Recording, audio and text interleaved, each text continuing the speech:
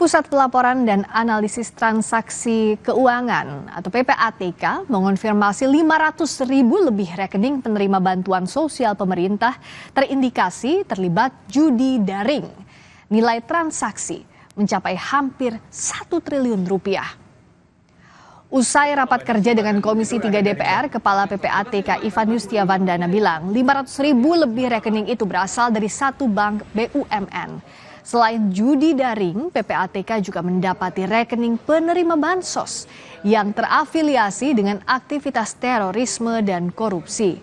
Ivan mengaku temuan itu telah dikoordinasikan ke Kementerian Sosial untuk ditindaklanjuti.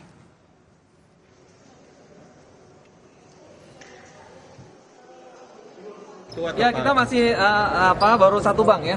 Baru satu bank. Jadi kita cocokin nicknya. Ternyata memang ada ada nick yang penerima bansos yang juga menjadi pemain judol. Ya, itu 500.000 sekian.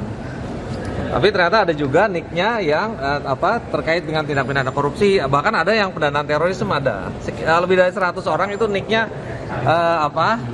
teridentifikasi terlibat mengenai kegiatan pendanaan terorisme.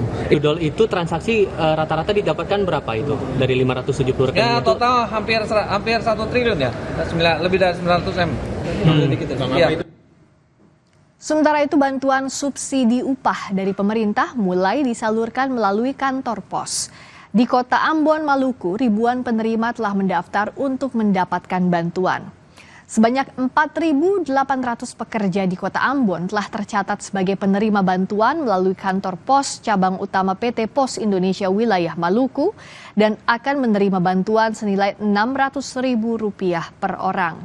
Menurut GM PT Pos Indonesia Wilayah Maluku, total alokasi penerima bantuan di wilayah kerja kantor pos Ambon mencapai 22.299 orang.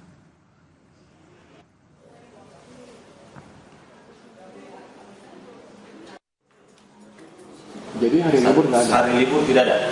Sabtu Minggu kita juga buka.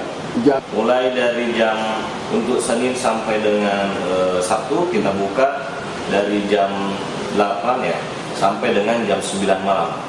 Oke. Untuk hari Minggu jam 10 sampai dengan jam 6.